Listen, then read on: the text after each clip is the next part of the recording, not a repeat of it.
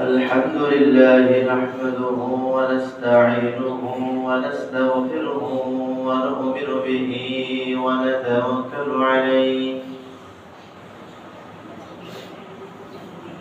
ونعوذ بالله من شرور أنفسنا ومن سيئات أعمالنا من يهد الله فلا مضل له ومن يضلله فلا هادي له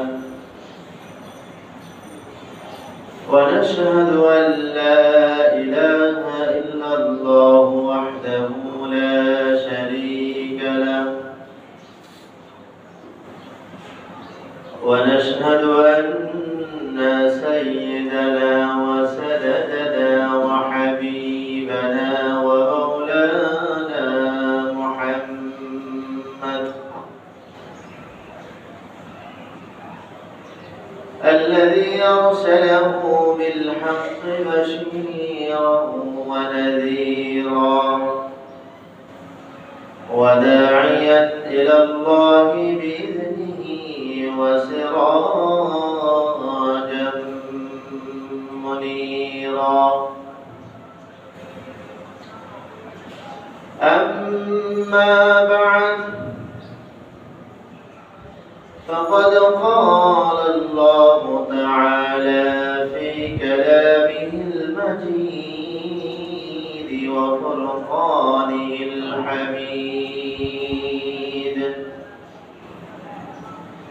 إن الله لا يظلم مثقال ذرة وإن تك حسنة يضاعفها ويؤتي من لدنه أجرا عظيما وقال تعالى إن الله وملائكته يصلون على النبي يا أيها الذين آمنوا صلوا عليه وسلموا تسليما اللهم صل على محمد وعلى آل محمد كما صليت على إبراهيم وعلى آل إبراهيم إنك حميد مجيد اللهم بارك على محمد وعلى آل محمد كما باركت على إبراهيم وعلى آل إبراهيم إنك حميد مجيد الحمد لله আল্লাহ তাআলার বহুত বড় মেহেরবানি যে আল্লাহ তাআলা আমাদেরকে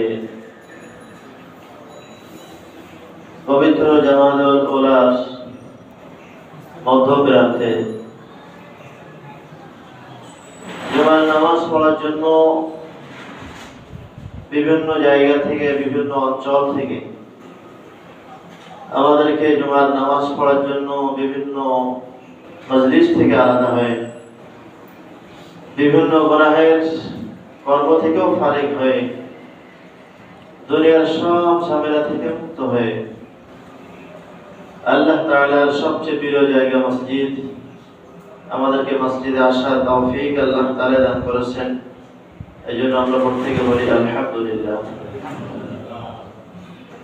গত জুমা থেকে আজ জুমা পর্যন্ত লম্বা একটা হায়াত আল্লাহ তাআলা আমাদেরকে দিয়েছেন হায়াতের মধ্যে সুস্থতা নিয়ামত আল্লাহ তাআলা আমাদেরকে ভরপুর পরিমাণ দিয়েছেন মানুষের হায়াত লম্বা হলো কিন্তু হায়াতের মধ্যে সুস্থতা না তাহলে হায়াতের দাম নাই পেরেশানি হায়াত এজন্য সুস্থতা অনেক বড় নিয়ামত যে অসুস্থ হয় তার কাছে খবর নিলেই আমরা জানতে পারবো যে কেমন নিয়ামতের মধ্যে আমরা ডুবে আছি তো আল্লাহ তাআলা আমাদেরকে আকল মস্তিষ্ক ঠিক রেখে পা হেঁটে চলার মতো ক্ষমতা, কথা বলার মতো যোগ্যতা আল্লাহ তাআলাই দিচ্ছেন। এই জন্য আমরা বলি আলহামদুলিল্লাহ। দরুদ ও সালাম পেশ করি মানবতার দেশারি সাইয়্যিদুল কাওনাইন, আমার আপনার সকলের গ্রামের মানুষ জনাব মুহাম্মদ রাসূলুল্লাহ সাল্লাল্লাহু আলাইহি ওয়াসাল্লামের প্রতি। সম্মানিত হাজিরিন, আমরা যে দুনিয়ায় বসবাস করছি, আল্লাহ তাআলা আমাদেরকে পাঠিয়েছেন এই দুনিয়ার মধ্যে গুনাহ দিয়ে, অনেক নাজায়েজ জিনিস দিয়ে ভরা, এবং আমাদের উপর আজকে বিভিন্ন ভাবে জুলুম আসতেছে, বালা আসতেছে, মুসিবত আসতেছে, পেরেশানি আসতেছে। তো আলোচনা হচ্ছিল বালা মুসিবত পেরেশানি আসার তিনটা কারণ। প্রথম কারণ হলো আমার গুনাহ। গুনাহের কারণে মুসিবত আসে, পেরেশানি আসে, দুর্যোগ আসে, এমন হয় আসমান থেকে বৃষ্টি পর্যন্ত বন্ধ হয়ে যায় গুনাহের কারণে। দ্বিতীয় কারণ হলো আল্লাহ তাআলা পরীক্ষা করতে চান। বান্দাকে আল্লাহ তাআলা পরীক্ষা করে, ঠিক আল্লাহ তাআলা আমাকে যেভাবে যে স্তরে পৌঁছাতে চান ওই স্তরে নেওয়ার জন্য বিভিন্ন পরীক্ষার সম্মুখীন হতে হয় ঈমানদারদেরকে। তিন নম্বর কারণ হচ্ছে আল্লাহ তাআলার অধিকার আছে বান্দাকে কষ্টে ফেলানো, মুসিবতে রাখা, পেরেশানিতে রাখা, এটা আল্লাহ তাআলার অধিকার। আমরা আরো সহজে বুঝি, অধিকার মানে যার উপরে আমার কর্তৃত্ব চলে, যাকে আমি যেমন তেমন খুশি মতো যেভাবে রাখতে চাই আমি রাখবো, একে বলা অধিকার। আমি বাজার থেকে একটা কবুতর কিনি, একটা মুরগির বাচ্চা কিনি, ওটাকে যদি আমি মুহূর্তে জবাই করতে চাই, জবাই করে আনতে পারি। ওখানে মুরগি বা কবুতরের বাধা দেওয়ার অধিকার নেই, কারণ আমি তাকে ক্রয় করেছি। সে আমার অধীনে, আমার কথা মতো চলবে। এই জন্য আল্লাহ তাআলা বলেন যে বান্দা আমি তোমাকে নিজ হাতে অনেক মেহনতে তিল তিল করে তোমাকে আমি সাজিয়েছি, বানিয়েছি, তোমার উপর আমার অধিকার আছে। তাহলে মূল কথা হলো আমার পেরেশানি, আমার মুসিবত, আমার উপরে জুলুম, আমাকে অসুস্থ হওয়া, পেরেশানি হওয়া, এর পিছনে কারণ হচ্ছে তিনটা। একটা হলো গুনাহ। এই জন্য গুনাহ ছেড়ে দিলে, গুনাহ থেকে যখন বিমুখ থাকবো, তখন আমার উপরে পেরেশানি আসবে না, জুলুম আসবে না, রোগ ব্যাধি, মুসিবত পেরেশানি আসবে না। দ্বিতীয় কারণ হলো আল্লাহ তাআলা পরীক্ষা করতে চান। সবাইকে পরীক্ষার সম্মুখীন হতে হয়, ঈমানদার হলে আরো বেশি। মুমিন বান্দা যখন আল্লাহ তাআলার দিকে ধাবিত হয়, তখন তার দিকে মুসিবত দৌড়ায় আসে। ধৈর্য ধারণ করে আল্লাহ তাআলাই করতেছেন, সব মুসিবত আল্লাহ তাআলা দিচ্ছে, চতুর্দিক থেকে আমাকে মুসিবত আসতেছে, এটা আমার জন্য নিয়ামত। আল্লাহ তাআলা আমাকে পরীক্ষা করে আমাকে আগাতে চান। এই জন্য ধৈর্য ধরে আল্লাহ তাআলা যেই পেরেশানিতে, যে হালাতে রাখছেন, আলহামদুলিল্লাহ, এভাবে পথ আগা। আমাদের তো সামান্য পরীক্ষা, আমাদের কিঞ্চিত পরিমাণে পরীক্ষা হয়, সাহাবাদেরকে অনেক পরীক্ষার সম্মুখীন হতে হয়েছে। আমরা মানুষ, আমাদের একটা অধিকার। স্ত্রীকে আমি বিবাহ করেছি, তখন আমি মনে হয় যেন আমার গোলাম সে, আমার কথা মতো চলবে, যদি আমার কোনো কর্মচারী থাকে, তো কর্মচারীকেও মনে করি, আমরা মনে করি যে আমার গোলাম, আমার সে অধীনে চলবে, আমার কথা মতো চলবে, আমার হুকুমের বাইরে গেলে বেতন বন্ধ হবে, চাকরি থেকে বহিষ্কৃত করা হবে। তো এটা আমাদের মানবিক একটা নিয়ম, আমরা এটা করে থাকি। আশরাফ থানভী রাহমাতুল্লাহ আলাইহি তার কিতাবের মধ্যে আয়াত দিয়ে, হাদিস দিয়ে, বিভিন্ন ঘটনা দিয়ে আমাদের জন্য বোঝাইছেন। তো আসলে আমাকে বুঝতে হবে আমি একজন গোলাম, আমি আল্লাহ তাআলার বান্দা। আল্লাহ তাআলা আমার রব, তিনি আমাকে যেভাবে চান আমাকে সেভাবে চলতে হবে। আমার মন চাহে জিন্দেগি, আমার যেভাবে মন চাচ্ছে আমি সেভাবে যদি চলি, পথভ্রষ্ট হব, পথ হারা হয়ে যাব। এজন্য আশরাফ থানভী রাহমাতুল্লাহ আলাইহি আমাদের শিক্ষার জন্য, সবক নেওয়ার জন্য বলেছেন। ভারতবর্ষের একজন বাদশা ছিলেন, ন্যায়পরায়ণ বাদশা সুলতান মাহমুদ, অত্যন্ত দিনদার, পরহেজগার।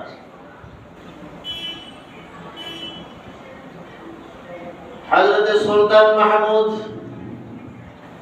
ন্যায়পরায়ণ বাদশা, দিনদার বাদশা, আবিদ বাদশা, আল্লাহ তাআলা একনিষ্ঠ একজন বান্দা ছিলেন, যার মেহনতে, যার দাওয়াতে ভারতের মধ্যে অসংখ্য মানুষ মুসলমান হয়েছে।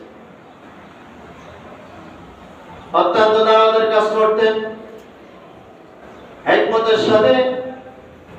দিনদার মানুষ, ন্যায়পরায়ণ বাদশা সুলতান মাহমুদ খুব হিকমতের সাথে মুসলমানদেরকে, অমুসলমানদেরকে দাওয়াত দিয়ে দিয়ে তিনি মুসলমান বানাতেন। ভারতবর্ষে তার একটা সুনাম খ্যাতি আমাদের ইতিহাসে পাওয়া যায়। সুলতান মাহমুদ গজনবী, সুলতান মাহমুদ প্রভাবশালী একজন সম্রাট, অনেক সম্পদের মালিক ছিলেন, অনেক টাকা পয়সার মালিক ছিলেন। বাদশার অনেক মন্ত্রী ছিল, মন্ত্রীদের মধ্যে একজন গোলাম ছিল, সবচেয়ে নিম্নমানের গোলাম, কিন্তু গোলামকে তিনি অত্যন্ত ভালোবাসতেন, মহব্বত করতেন। মন্ত্রীর নাম একদম সর্বশেষ সিরিয়ালে, কিন্তু মন্ত্রীকে খুব ভালোবাসতেন। মন্ত্রীবর্গ সব আপত্তি জানানো, বাদশা মহোদয়, আমরা আপনার রাষ্ট্রের বিভিন্ন গুরুত্বপূর্ণ কাজ করে থাকি, অনেক ভালো ভালো কাজের আঞ্জাম আমরা দিয়ে থাকি, আপনি আমাদেরকে না ভালোবেসে একজন গোলাম, দেখতেও ভালো না, চেহারাও ভালো না, আপনি তাকে ভালোবাসেন, যার নামের তালিকা একদম সর্বশেষ নিচে। সুলতান মাহমুদ বললেন, তাহলে দেখো, পরীক্ষা করে দেখো, একজন গোলাম, নিম্ন শ্রেণীর মানুষ, সে আমার কত একনিষ্ঠ, আমার কত সে হুকুম মানে, আর তোমরা মন্ত্রীবর্গ, তোমরা তো অনজ্ঞানী মনে করো। তবে গোলামের মধ্যে কিছু ভালো ভালো গুণ ছিল। এক নম্বর গুণ হলো, বাদশার হুকুম পেলে সে খুশি মনে সাথে সাথে আমল করত। এটা বাদশার মন আকর্ষণ করেছে। কিছুদিন পর সুলতান মাহমুদ তার রাষ্ট্রীয় কোষাগার থেকে একটা হেরাকের একটা টুকরা মন্ত্রীবর্গকে বললেন, মন্ত্রী মহোদয়, এই জিনিসটা কি বলেন? মন্ত্রী বলে, এটা তো একজন হেরাক। বলে, দাম কত হবে? বলে, দাম তো হাজার হাজার কোটি টাকা, এর চেয়ে বেশি হবে। সুলতান মাহমুদ মন্ত্রীকে বললেন, হেরাককে ভেঙে ফেলো, হেরাকটাকে ভেঙে তছনছ করে ফেলো। মন্ত্রী বলল, বাদশা মহোদয়, কি বললেন? আপনার মাথা খারাপ? রাষ্ট্রীয় হাজার হাজার কোটি কোটি টাকার সম্পদ, এটা বিনষ্ট করা যাবে না, আমার পক্ষে সম্ভব না। বাদশা মহোদয় তাকে বাহবা দিলেন, স্বাগত জানালেন, সুন্দর তুমি একটা রাষ্ট্রীয় সম্পদ ধ্বংস করছো না, ভালো। কিছুক্ষণ পর যখন সবাই কাজের মধ্যে চলে গেল, হেরাকের কথা ভুলে গেল, আবার বাদশাহ সুলতান মাহমুদ আবার হেরাক বের করে আরেক মন্ত্রীকে বললেন, মন্ত্রী মহোদয়, এটা কি বলো? বলে এটা তো একটা হেরা। বলে দাম কত হবে? বলে এটা অতুলনীয় দাম, বলা যাবে না। সীমাহীন টাকার মালিক, সেই সীমাহীন একটা সম্পদ, বহু সম্পদ, এটা টাকা দিয়ে ক্রয় করা যাবে না। বলে এই হেরাকে তুমি ভেঙে ফেলো। মন্ত্রী বলে, আপনি বলেন কি? এটা অমূল্য সম্পদ, এটা বিনষ্ট করা যাবে না, ভাঙা যাবে না। আচ্ছা, তাকেও স্বাগত জানালেন, বাবা দিলেন। কিছুক্ষণ পর আবার যখন সবাই কাজের মধ্যে চলে গেল, সবাই যখন নিজ নিজ দায়িত্বে ব্যস্ত, বাচ্চা আবার হেরাক বের করে বলেন, মন্ত্রী মহোদয়, এটা কি বলেন? বলে এটা তো একটা হেরাক। বলে এর দাম কত হবে? বলে এর দাম তো আমার মুখে ভাষায় ব্যক্ত করা যাবে না, এত দামি জিনিস। বাদশা বললেন, তুমি এটাকে বিনষ্ট করো, ভেঙে চূর্ণ বিচ্ছিন্ন করে ফেলো। মন্ত্রী মহোদয় বললেন, বাদশা নামদার কি বললেন? এটা তো আমার পক্ষে ভাঙা সম্ভব না, তাহলে আমাকে ফাঁসির কাস্টে ঝুলতে হবে। বাদশা তাকেও বাহবা দিলেন। এভাবে এক এক করে, এক একজন করে ৬০ জন মন্ত্রীকে বাদশা একই কথা বললেন, কেউ ভাঙতে রাজি হলো না। সর্বশেষ বাদশার যে একনিষ্ঠ গোলাম, নাম হলো আয়াজ। আয়াজকে ডাকছে, আয়াজ আসো। পকেট থেকে হেরাক বের করে বলে, এটা কি বলো? বলে বাদশা নাম, এটা তো একটা হেরাক। বলে দাম কত হবে? বলে এর দাম আর একটা হেরাক ছাড়া আর কিছু হবে না, এর দাম তো ব্যক্ত করা যাবে না, অনেক টাকা পয়সা ব্যাপার। এর মূল্য একটা হেরাকি হতে পারে, অন্য কিছুই হতে পারে না। সুলতান মাহমুদ গোলামকে বলেন, আয়াজ, তোমার হাতে যে হেরাকটা আমি দিলাম, এটাকে তুমি ভেঙে চূর্ণ বিচূর্ণ করে ফেলো। সাথে সাথে আয়াজ একটা পাথরের উপর রেখে আর একটা পাথর দিয়ে ভেঙে চূর্ণ বিচূর্ণ করে দিল। সব মন্ত্রী মহোদয় আজীব হয়ে গেলেন, আশ্চর্য হয়ে গেলেন, দেশের এত বড় একটা সম্পদ বিনষ্ট করলো। মন্ত্রী পরিষদ বলল, বাদশা নামদার, আপনার গোলাম আয়াজকে আপনি ফাঁসির কাস্টে ঝুলায় দেন, জীবিত মেরে ফেলেন, এরপরও তার ঋণ পরিশোধ করা যাবে না, কারণ সে রাষ্ট্রীয় সম্পদ বিনষ্ট করেছে। আপনি তাকে ফাঁসির কাস্টে ঝুলায় দেন। আয়াজ তখন বলেন, মন্ত্রী শোনেন, ফাঁসির কাস্টে আমি ঝুলবো কেন? ফাঁসির কাস্টে ঝোলা উচিত আপনাদের। বলে কেন? বলে আপনারা তো বাদশার হুকুম অমান্য করেছেন। আমি তো বাদশার হুকুম অমান্য করিনি, বাদশা আমাকে হুকুম করেছেন হেরাক ভেঙে ফেলে, দাম ভেঙে ফেলেছি। সুলতান মাহমুদ তখন জল্লাদকে হুকুম করলেন, জল্লাদ, এই ৬০ জন মন্ত্রীকে তোমরা ফাঁসির কাস্টে ঝোলায় দাও। এরা আমার রাষ্ট্রের দুশমন, আমার দুশমন, এদের আমি আর দুনিয়ায় বাঁচিয়ে রাখবো না। আশরাফ আলী থানভী রাহমাতুল্লাহ আলাইহি বলেন, ভাই, একজন মানুষ যদি তার হুকুম অমান্য করার কারণে ৬০ জন মানুষকে ফাঁসির কাস্টে ঝোলাতে পারে, একটা হুকুম অমান্য করছে, তাহলে আমি আল্লাহ তাআলার কত হুকুম অমান্য করি? সারা দিনের মধ্যে ২৪ ঘন্টার মধ্যে কত সময় আমি আল্লাহর হুকুম ছাড়া করতেছি।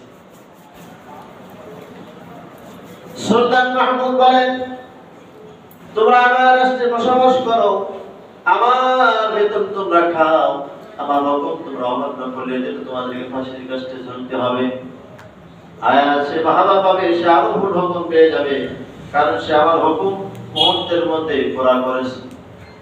আশরাফ আলী থানভী রাহমাতুল্লাহ আলাইহি বলেন, উদ্দেশ্য হলো মানুষকে আল্লাহ তাআলা হুকুম করে, মানুষকে আল্লাহ তাআলা বানিয়েছেন মানুষের গোলামি করার জন্য না, মানুষ একমাত্র আল্লাহ তাআলার হুকুম গোলামি করবে। আমরা সারা দিনের মধ্যে কত হুকুম অমান্য করছি আল্লাহ তাআলা, তাহলে আল্লাহ তাআলার অধিকার আছে আমাকে পেরেশানিতে রাখা, আমাকে মুসিবতে রাখা, আমাকে কষ্টে রাখা, এটা আল্লাহ তাআলার অধিকার। সম্মানিত হাজিরিন, আল্লাহ তাআলা বলেন ওয়ালানাবলুওয়ান্নাকুম বিশাইইম মিনাল খাউফি ওয়াল জু'i ওয়া নাকসিম মিনাল আমওয়ালি ওয়াল আনফুসি ওয়াত তামারাত ওয়া বাশশিরিস সাবিরিন। আল্লাহ তাআলা ঈমানদারদেরকে বিভিন্নভাবে পরীক্ষা করতে চান, যে পরীক্ষার সম্মুখীন আমরা মাঝে মধ্যে হয়, কিন্তু আমাদের ঈমান চলে যায়, আমল বিনষ্ট হয়ে যায়। এর থেকে কঠিন পরীক্ষার সম্মুখীন হতেন সাহাবা کرام রাদিয়াল্লাহু তাআলা আজমাইন। তাদের পরীক্ষা আমাদের পরীক্ষা অনেক ব্যবধান। এখন তো যুদ্ধের সময় না, যুদ্ধ হয় না, তখন তো মুখোমুখি যুদ্ধ হতো, অস্ত্র দিয়ে যুদ্ধ হতো, ঈমান আর বেঈমান। খলিফাতুল মুসলিমিন হযরত ওমর ফারুক রাদিয়াল্লাহু তাআলা আনহুর জামানার ঘটনা। ওমর ফারুক রাদিয়াল্লাহু তাআলা আনহুর জামানায় কাফেরদের সঙ্গে, রোম সম্রাটের সঙ্গে মুখোমুখি যুদ্ধ হলো। অনেক লম্বা কথা। ঈমানের পরীক্ষা কেমন, আমাদের পরীক্ষা কেমন? খলিফাতুল মুসলিমিন হযরত ওমর ফারুক রাদিয়াল্লাহু তাআলা আনহুর জামানায় রোম সম্রাটের সঙ্গে মুখোমুখি অস্ত্র দিয়ে যুদ্ধ হচ্ছে। রোম সম্রাট ঘোষণা করছে, যুদ্ধের ফলাফল যাই হোক, তোমরা কিছু মুসলমানদেরকে বন্দী করবে, মুসলমান সাহাবীদেরকে বন্দী করবে, আমি তাদের ঈমানি পরীক্ষা করে দেখব তারা কেমন ঈমান আনছে। সম্মানিত হাজির, ওমর ফারুক রাদিয়াল্লাহু তাআলা আনহু আব্দুল্লাহ ইবনে আবু হুযাফা রাদিয়াল্লাহু তাআলা আনহু সহ বেশ কিছু সাহাবাদের দিয়ে একটা জামাতবদ্ধ করে দিলেন। আবু হুযাফা, তোমরা রোম সম্রাটের সঙ্গে তোমরা যুদ্ধ করবে। যুদ্ধ রওনা হয়ে গেছে, যুদ্ধ চলতেছে। ওদিকে রোম সম্রাট বলল যে যুদ্ধের ফলাফল যাই হোক, তোমরা কিছু ঈমানদার মুসলমান সাহাবীদেরকে তোমরা বন্দী করবে, আমি তাদের ঈমানি পরীক্ষা করে দেখব। যুদ্ধের মধ্যে যুদ্ধের দলনেতা সেনাপ্রধান আব্দুল্লাহ ইবনে হুযাফা রাদিয়াল্লাহু তাআলা আনহু সহ বেশ কিছু সাহাবী কাফেরদের কাছে গ্রেফতার হয়ে গেলেন, বন্দী হয়ে গেলেন। তারা রাজধানীতে খবর দিল, বাদশা নামদার সাহাবীদের একটা জামাত তাদের দলনেতা সহ আমরা গ্রেফতার করেছি। বাদশা হুকুম করলেন, তোমার রাজধানীতে নিয়ে আসো, আমার সামনে তাদেরকে হাজির করো।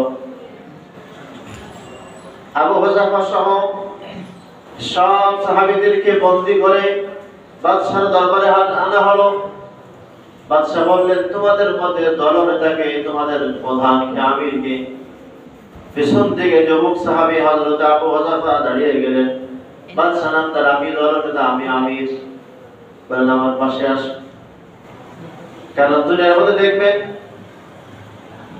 বক্তরে যিনি মেন মাতব্বর, যিনি সরদার, যিনি একটু নেতা নেতা ভাব, তাকে যদি কবজ করা যায়, তাকে যদি আয়ত্ত করা যায়, তাহলে সবাইকে তখন আমার দল পক্ষে আনতে সহজ হয়।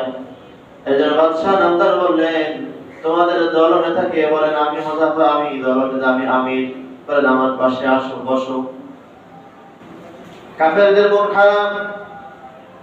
যুদ্ধের মধ্যে সাহাবাদেরকে গ্রেফতার করলাম, সাহাবাদেরকে আমরা বন্দী করেছি।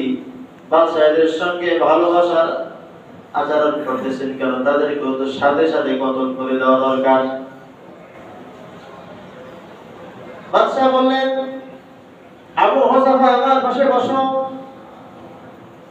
এবং বললেন, আবু হুযাফা, তোমার চেহারা দেখে, তোমার আখলাক দেখে আমার তোমার প্রতি ভালোবাসা জন্ম নিচ্ছে। তোমার প্রতি আমার ভালোবাসা, প্রেম বেড়ে গেল। তবে একটা বাধা হলো, তুমি এক ধর্মের, আমি আরেক ধর্মের। এই বাধা যদি তুমি কাটিয়ে দাও, অর্থাৎ তুমি যদি তোমার ঈমান ত্যাগ করে কাফির হয়ে যাও, আমি তোমার এই রোম সম্রাটের অর্ধেক তোমার নামে লিখে দেব। আবু হুযাফা তখন রাগে শরীর ফুলতেছে, পশম দিয়ে ঘাম বের হচ্ছে। আবু হুযাফা তখন রাগান্বিত কণ্ঠে কর্কশ ভাষায় বললেন, এই রোমের কুকুর, আমাকে পার্থিব লোভ দিয়ে, দুনিয়ার লালসা দিয়ে আমার ঈমানকে তুমি হরণ করতে পারবে না। রোম সম্রাট ঘোষণা করলো, এই আবু হুযাফা সহ সব সাহাবীদেরকে জেলখানায় আবদ্ধ করে রাখো, তবে তাদের শাস্তি দিবা অমানবিক, মাঝে মধ্যে খাবার দিবা, তবে দলগত যে আবু হুযাফা আছে একে তোমরা খাবার দিবে না, পানি পর্যন্ত দিবে না। রোম সম্রাট ঘোষণা করলো, আবু হুযাফাকে তোমরা জেলখানায় বন্ধ করে রাখো, তবে তাকে তোমরা এক বিন্দু পানিও দিবে না, খাবারও দিবে না। 1 সপ্তাহ পর্যন্ত এভাবে দেখবে, কোনো খাবার নাই, কোনো পানি নাই, কোনো খানার ব্যবস্থা নাই, তাকে কষ্ট তোমরা দিবে। একজন ডাক্তার নিযুক্ত করছে, ডাক্তারকে বলে, ডাক্তার আপনি দেখবেন, যখন একদম মুমূর্ষ হালাত হয়, একদম মরণাপন্ন অবস্থা যখন হবে, তখন একটু খাবারের ব্যবস্থা করবে যাতে তার প্রাণ যেন বেঁচে থাকে। তবে খাবার যেন হালাল খাবার না হয়, খাবার হতে হবে শুকরের গোশত, মদ মিশ্রিত পানি। এভাবে আবু হুযাফা গ্রেফতার, জেলখানার মধ্যে বন্দী। 1 দিন 2 দিন না 7 দিন পর্যন্ত হয়ে গেল, খাবার নাই, পানি নাই, অসুস্থ হয়ে পড়েছেন, যে কোনো সময় মারা যাবেন। ডাক্তার এসে বললেন, বাদশাহ নামদার, যে কোনো সময় আবু হুযাফা হয়তো ইন্তেকাল করবে, একটা দুর্ঘটনা ঘটবে, খাবারের প্রয়োজন। বাদশাহ বললেন, তাহলে হারাম খাবার নিয়ে যাও, শুকরের গোশত, মদ মিশ্রিত পানি তাকে খাওয়াও, যাতে করে প্রাণ যেন বেঁচে থাকে। এখন আর তার অনেক পরীক্ষার সম্মুখীন হতে হবে, এখন আমি তাকে অনেক পরীক্ষা করে তার ঈমানকে নষ্ট করতে চাই। লম্বা কথা, ডাক্তার মহোদয় খাবার নিয়ে, মদ মিশ্রিত পানি নিয়ে আবু হুযাফার কাছে চলে গেলেন। আবু হুযাফাকে বলেন, ও হুযাফা, এই শুকরের গোশত আর মদ মিশ্রিত পানি দিয়ে তুমি তোমার পেটকে পেটের মধ্যে ঢোকাও, যাতে করে তোমার প্রাণে যেন তুমি বেঁচে থাকো, যেন তোমার এখনই মওত না হয়। আল বিদা ওয়ান নিহায়ার কিতাবের মধ্যে আসছে, মুমূর্ষ হালাত ছিল, কথা বলার ক্ষমতা ছিল না, উঠতেও পারে না, মাথা উঁচু করতে পারে না, এমন ভাব। যখন বললেন যে হারাম খাবার খাও, খেয়ে শরীরের মধ্যে শক্তি যোগাও, বাদশা তোমাকে এখন অনেক পরীক্ষা নেবেন। এই কথা শোনার সাথে সাথে খুব তেড়ের আগে তিনি উঠে গেলেন। ডাক্তারকে বললেন, ডাক্তার খাবার এখান থেকে সরাও, না হলে লাথি মেরে ফেলে দেব। ডাক্তার এসে রোম সম্রাটকে বললেন, ভেবেছিলাম আবু হুযাফা হয়তো মারা যাবে, না হয় খাদ্য খাবার খাবে, কিন্তু সে এই হারাম খাবার খেতে সে রাজি না। বাদশা হুকুম করলেন, তাহলে তোমরাই করো, একটা কড়ের মধ্যে তেল গরম করো। লম্বা কথা, মোলাক্কাস কথাগুলো বলবো। একটা কড়ার মধ্যে তেল গরম করে মুসলমান একজন বন্দীকে এনে তার মধ্যে তার সামনে ফেলে দাও। আবু হুযাফাকে চোরার পাশে বসানো, একজন বন্দীকে এনে চোরার মধ্যে তেলের মধ্যে তাকে ফেলে দিলেন, সাথে সাথে তার গোশত, মাংস, হাড়ি সব আলাদা হয়ে গেল। রোম সম্রাট আবু হুযাফাকে বলেন, আবু হুযাফা, আব্দুল্লাহ ইবনে হুযাফা, তুমি হয় ঈমান ছেড়ে দাও, না হলে তোমার কিন্তু এই আগুনের মধ্যে, এই উত্তপ্ত তেলের মধ্যে তোমাকে নিক্ষেপ করা হবে। আবু হুযাফা তখন মাথা নিচু করে খুব ক্রন্দন করলেন। ক্রন্দন করতে করতে রোম সম্রাট বলেন, মনে হয় আবু হুযাফার দিন পরিবর্তন হয়েছে, হয়তো ঈমান ছেড়ে দেবে, তার কাছে বলো। আবু হুযাফা বলেন, আমি এই জন্য ক্রন্দন করি না, আমার কান্নার কারণ হলো, যদি আল্লাহ তাআলা আমাকে এক হুযাফা না, আমাকে হাজার হাজার হুযাফা আমাকে দিতেন, আমার প্রাণ দিতেন, আমি বারবার প্রাণ এনে বারবার শহীদ হতাম, তবে ঈমান ছাড়তাম না। রোম সম্রাট বললেন, তাহলে কি করা যায়? কোনোভাবে আবু হুযাফা ঈমান তো নষ্ট করা গেল না। সর্বশেষ অনেক কথার মধ্যে একটা কথা বলো। রব সম্রাট কাফির বাদশা তখন বলে, আবু হুযায়ফা শোনো, এটা যদি তুমি রাজি না হও, একটা কাজ যদি তুমি করো, তোমাকে আজাদ করে দেওয়া হবে এবং তোমার বন্দী যারা আছে সবাইকে আজাদ করা হবে। কাজটা হলো তুমি শুধুমাত্র আমার কপালের মধ্যে একটা চুম্বন দিবে। আব্দুল্লাহ ইবনে হুযায়ফা ভাবলেন, আমার একটা চুম্বনের কারণে যদি সব মুসলিম কয়েদিকে যদি আজাদ করা হয়, এটা আমার জন্য ভালো। তবে আমার ঈমান তো বেঁচে গেল, আমার মুসলিম সাহাবারা তো বেঁচে গেল। এই নিয়ে তিনি বাদশার কপালে চুম্বন করলেন। চুম্বন করার সাথে সাথে বাদশা হুকুম করলেন, তোমরা সব মুসলিম কয়েদিকে ছেড়ে দাও, সব মুসলিম কয়েদিকে তোমরা আজাদ করে দাও। তারা আজকে থেকে আজাদ। বলার উদ্দেশ্য হলো, ঈমানের যে পরীক্ষা, আমাদের পরীক্ষা তো কত পিছনে। আমাদের একটা পুলিশ গ্রেফতার করলে আমরা সব টপ টপ করে বলে দেই, মিথ্যাও বলে দেই, মিথ্যা তো বেশি বলে মানুষ। তাহলে সাহাবাদের পরীক্ষা আমাদের পরীক্ষা অনেক ব্যবধান। এরকম অনেক সাহাবাদের ঘটনা আমাদের সামনে আসে। বলার উদ্দেশ্য হলো, হাজার পেরেশানি হোক, আমার উপর যত মুসিবত আসুক না কেন, মুসিবত আসবে খোদা দিয়ে। আল্লাহ তাআলা খোদা দিয়ে পরীক্ষা করতে চান। মুসিবত আসার অনেক কারণ, একটা হলো খোদা, আর একটা কারণ হলো আমার মালের সম্পদের ক্ষতি হবে, আমার ফসলের ক্ষতি হবে, আমার সন্তানাদের ক্ষতি হবে, নিজের জানের ক্ষতি হবে। এরপরও কিন্তু ঈমান থেকে সরে যাওয়া যাবে না। ঈমানের উপরে ইস্তেকামত থাকতে হবে, অটল থাকতে হবে। সুলতান মাহমুদ এটাই বোঝালেন, আমার দেশে বসবাস করো, আমার রাজ্যে খাও, আমার দেওয়া বেতন গ্রহণ করো, আমার হুকুম তোমরা অমান্য করে এই জন্য তোমাদেরকে ফাঁসির কাছ থেকে ঝুলাই দিলাম। আর আল্লাহ তাআলার কত হুকুম অমান্য আমরা সারাদিন করি, এটা আল্লাহ তাআলা ভালো জানে। এই জন্য আল্লাহ তাআলা একটা হুকুম অমান্য করলেও কিন্তু আমার ফাঁসির কাছ থেকে ঝুলতে হবে। একটা হুকুম অমান্য করা যাবে না। কতদিন আমাদের দুনিয়া হায়াত, 60-70 বছর হায়াত। এর মধ্যে যদি 40 বছর হয় বেনামাজি, 40 বছর হয় সুদের মধ্যে, 40 বছর যদি হয় নাজায়েজের মধ্যে, তাহলে অল্প দিন ইবাদত দিয়ে কি হবে?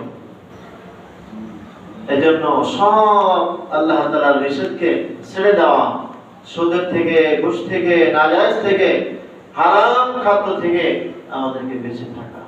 সাহাবার ঈমান সামনে দেখছে যে এক মুসলিম কয়েদিকে আগুনের মধ্যে, উত্তপ্ত তেলের মধ্যে তাকে ফেলে তাকে শেষ করেছেন, কিন্তু ঈমান ছাড়েনি।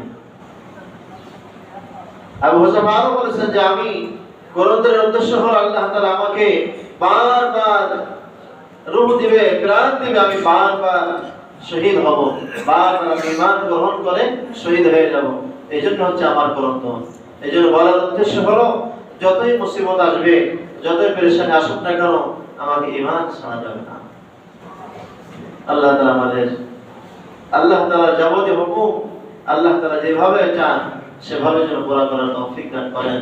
গুনাহ থেকে বেঁচে থাকা, গুনাহের কারণে মুসিবত আসে, গুনাহের কারণে আসমানি বালা আসে, গুনাহের কারণে জমিনে ফসল বন্ধ হয়, গুনাহের কারণে আমার ব্যবসার মধ্যে ভাটি লাগে, গুনাহের কারণে ছেলেমেয়ের ক্ষতি হয়, গুনাহের কারণে সংসারে অশান্তি হয়। এই গুনাহ থেকে ফিরে থাকা। আর একটা হচ্ছে পরীক্ষা, যতই পরীক্ষা আসুক না কেন, আমি ঈমান থেকে সরব না, নামাজ থেকে দূরে যাব না, পর্দা থেকে দূরে যাব না, আর সবরের সঙ্গে আগাবো। আল্লামা ইয়াহইয়া সাহেব বলতেছিলেন যে মুসিবত আসে চতুর্দিক থেকে, ছেলে থেকে আসে, পরিবার থেকে আসে, স্ত্রী থেকে আসে, জমিন থেকে আসে, ব্যবসা থেকে আসে। এরপরে যত ভাবে কি আছে মুসিবত আসতেছে, মনে করতে হবে যে আল্লাহ তাআলা আমাকে মহব্বত করেন। এই সব মুসিবত তো আল্লাহ তাআলাই দিয়েছেন। আল্লাহ তাআলা না জানি আমার কোন ভালাই চাইতেছেন, সেই ভালাইয়ের মধ্যে সবর ইখতিয়ার করা। আল্লাহ তাআলা আমাদের তৌফিক দান করেন। সম্মানিত হাজিরিন, অল্প সময় অল্প কথা, সেটা হচ্ছে আমাদের মসজিদে বর্তমান যে শীতের মৌসুম, শীতের মৌসুমে টাইলস প্রচন্ড ঠান্ডা হয়। এর জন্য আমাদের কার্পেট বেছানো আছে, নিচেও আমাদের কার্পেট প্রয়োজন, উপরেও হয়তো কার্পেট প্রয়োজন আছে। এর মধ্যে আমরা চাচ্ছি সবাই মিলে আমাদের কার্পেটের উপরে যে আমাদের কাপড় দেওয়া আছে, আমাদের আর এক সেট কাপড় প্রয়োজন। তা না হলে একটা ধোয়ার জন্য আর একটার জন্য বিছানো থাকে। এরপরে যে আমাদের কালারটা আছে, কালারটাও যেন একটা অন্ধকার কালার। এই জন্য আমাদের সকলের মসজিদের কাজের মধ্যে শরীক হওয়া, দিনের কাজের মধ্যে শরীক হওয়া। তাবুকের যুদ্ধে রাসূল আকরাম সাল্লাল্লাহু আলাইহি ওয়াসাল্লাম ঘোষণা করলেন, তোমাদের মুসলমানদের খুব দুর্দশা যাচ্ছিল, অভাব চলতেছিল, মুসলমানদের ঘরে খাবার নাই, মুসলমান খুব নাজেহাল অবস্থা।